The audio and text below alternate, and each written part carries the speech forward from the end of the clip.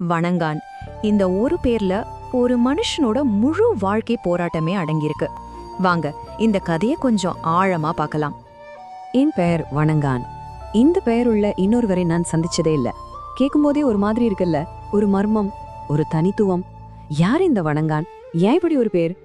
ஆனா இந்த கதையோட ஆரம்பம் அது ஒன்றும் அந்த சந்தோஷமான தொடக்கம் இல்ல. ரொம்பவே கடினமான கொடூரமான ஒரு சம்பவத்துல இருந்து தான் இது தொடங்குது.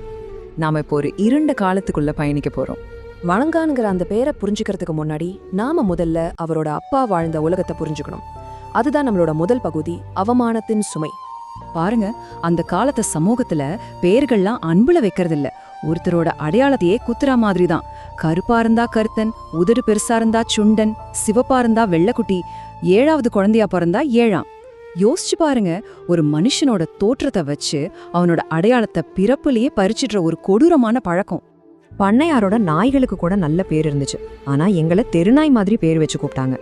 இந்த ஒரு வரி போதும் அந்த காலத்தோட மொத்த அவலத்தையும் புரிஞ்சுக்க. இந்த வார்த்தைகள்ல இருக்கிற வலிய கொஞ்சம் யோசிச்சு பாருங்க. அப்போதைய திருவிதாங்கூர்ல சாதி அமைப்பு ரொம்பவே விசித்திரமா இருந்துச்சு.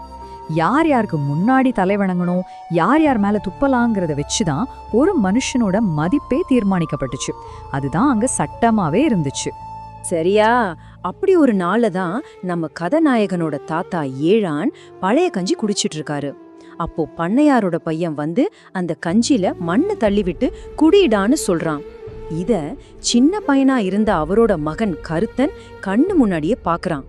யோசிச்சு பாருங்க, அந்த சின்ன மனசுல இது எவ்வளோ பெரிய காயத்தை ஏற்படுத்தி இருக்கோம். சரி, அந்த அவமானத்துக்கு அப்புறம் என்னாச்சு? அது எப்படி ஒரு சின்ன பையனோட வாழ்க்கைய மொத்தமா மாத்துச்சு? அதான் நம்மளோட அடுத்த பகுதி. அன்னைக்கு ராத்திரியே அந்த 8 வயசு பையன் கருத்தன் தப்பிச்சு ஓட சேஷ்ட பண்றான். ஆனா மாட்டிக்கிறான். அவனை திரும்ப இழுத்துட்டு வந்து பண்ணையாரோட யானை கால்ல ஒரு நாள் முழுக்க கட்டி வைக்கிறாங்க. இதுல இருந்தே தெரியுதில்ல, அந்த பண்ணையாருக்கு அவங்க மேல எவ்வளோ பெரிய அதிகாரம் இருந்துச்சுன்னு. பிற்காலத்துல அவரை சொல்லுவாராம், அன்னைக்கு யானையோட சிறுநீர் வாசனை உடம்புல ஊறுனதுனாலதான் 2வது தடவை தப்பிச்சு ஓடும்போது நரிங்க கிட்ட இருந்து தப்பிக்க முடிஞ்சதுன்னு. பாருங்க, எவ்வளோ பெரிய கொடுமை. அதுல கூட எப்படி தப்பிக்கலான்னு யோசிக்கிற ஒரு மன உறுதி. முதல்ல அப்பா இப்படி அடிபணிஞ்சு போனதை பார்த்து கருத்தனுக்கு ரொம்ப அசிங்கமா இருந்துச்சு. ஆனா பல வருஷம் கழிச்சு, சரியா சொன்னா 16 வருஷம் கழிச்சுதான் அவனுக்கு ஒண்ணு புரிய வருது. அவரோட அப்பா ஏழாம் அன்னிக்கில இருந்து சாகுற வரைக்கும் பழைய கஞ்சிய தொடவே இல்லையாம். அதுதான் அவரால காட்ட முடிஞ்ச ஒரே எதிர்ப்பு. அந்த அமைதியான எதிர்ப்பு எவ்வளோ சக்தி வாய்ந்ததுன்னு பாருங்க. சரி, இப்போ கதையோட அடுத்த கட்டத்துக்கு போலாம். தப்பிச்சு ஓடுன அந்த சின்ன பையன் எப்படி படிச்சு ஒரு பெரிய ஆளா ஆனாங்கிற அவனோட அந்த நீண்ட கடினமான பயணத்தை பத்தி பார்க்கலாம். இந்த டைம்லைனை பாருங்க. 8 வயசுல ஊரை விட்டு ஓடி 35 கிலோமீட்டர் நாகர்கோயிலுக்கு நடந்தே போறான். பல வருஷம் கடினமா உழைச்சு 12 வயசுல பேப்பர் துண்டுகளை வச்சு தனக்கு தானே எழுத படிக்க கத்துக்கிறான். 20 வயசுல கோர்ட்ல ஒரு முக்கியமான கிளர்ச்சியை பாக்குறான். கடைசியா 33 வயசுல பரீட்சை எழுதி பாஸ் பண்ணி பிரிட்டிஷ் அரசாங்கத்துல ஒரு அதிகாரியா வேலைக்கு சேர்றான். தன் தலையெழுத்த தானே மாத்தி எழுதின அவனோட இந்த பயணம் நிஜமாவே அசாத்தியமானது. இங்கதான் அவனோட வாழ்க்கையில ஒரு பெரிய திருப்பு முனை வருது. 1921ல நேசமணின்னு ஒரு இளம் வழக்கறிஞரை அவன் பாக்குறான். அவர்தான் கருத்தனுக்கு ஒண்ணு புரிய வைக்கிறார். இந்த சமூக அமைப்பை எதிர்த்து சண்டை போட வேண்டியது ஆயுதத்தால இல்ல, ஒற்றுமையாலையும் துணிச்சலாலையும் தான்னு காட்டுறார். அங்க என்ன நடக்குதுன்னா, நேசமணி போய் பெரிய சாதிக்காரங்களுக்காக ஒதுக்குன சேர்ல உட்காந்துடுறாரு.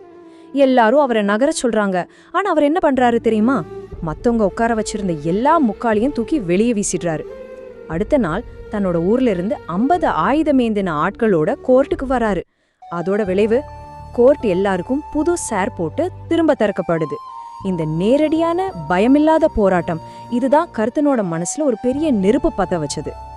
இப்போ கருத்தனோட கதையில நாம கிளைமேக்ஸ்க்கு வரோம். அவர் கத்துக்கிட்ட பாடங்களை பயன்படுத்த ஒரு சந்தர்ப்பம் கிடைக்குது.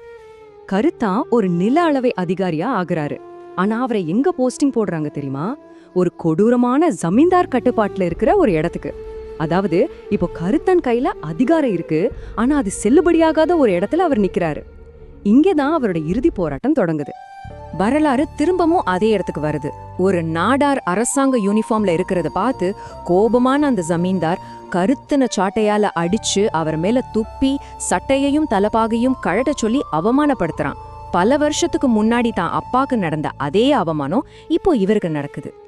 ஆனா இந்த தடவை கருத்தனை ஓடல. அதுக்கு பதிலா தன்னோட பதவிய பயன்படுத்துறாரு. அந்த ஜமீன்தாரோட நில ரெக்கார்ட்ஸ் எல்லாத்தையும் எடுத்து படிக்கிறாரு. பல வருஷமா அவன் செஞ்ச மோசடிகளை ஒன்னொன்னா கண்டுபிடிக்கிறாரு.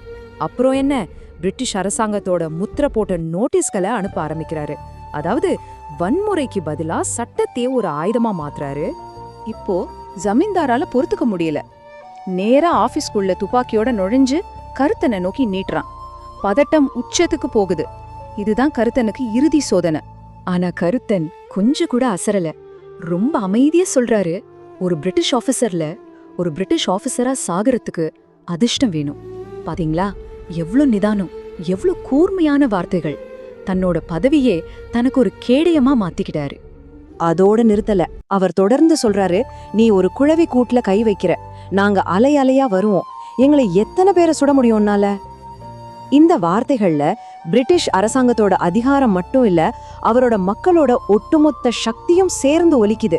அந்த வார்த்தைகளுக்கு முன்னாடி அந்த ஜமீன்தாரோட துப்பாக்கி தோத்து போகுது. சரி, இப்போ கதை அதோட முழுமைக்கு வருது. எங்க ஆரம்பிச்சோமோ அதே இடத்துக்கு, அந்த பேருக்கு நாம திரும்ப வர்றோம். வணங்கான், அதுக்கு என்ன அர்த்தம்னா தலை வணங்காதவன், எதிர்த்து நிற்பவன். இப்ப புரியுதுங்களா? அந்த பேரு கருத்தனோட வாழ்நாள் போராட்டத்துக்கும் ஒடுக்குமுறைக்கு எதிரா அவர் ஜெயிச்ச வெற்றிக்கும் ஒரு நேரடி சாட்சியா நிக்குது. அவரோட தாத்தாவுக்கு ஒரு திருநாய்க்கு விக்கிற மாதிரி பேர் வச்சாங்க. ஆனா அவர் தான் மகனுக்கு ஒரு பிரகடனத்தையே பேரா வச்சாரு. இதுல இருந்து என்ன தெரியுது? ஒரு பேருங்கிறது வெறும் வார்த்தை இல்ல, அது ஒரு பரம்பரை, ஒரு அடையாளம். சில சமயம் அதுவே ஒரு புரட்சி, இல்லையா? நேரம் இல்லையா? கவலைப்படாதீங்க, புக் ஷோ தமிழ் இருக்கு. கதைகளை நாங்க சொல்றோம், நீங்க என்ஜாய் பண்ணுங்க. இப்பவே சப்ஸ்கிரைப் பண்ணுங்க புக் ஷோ தமிழ்.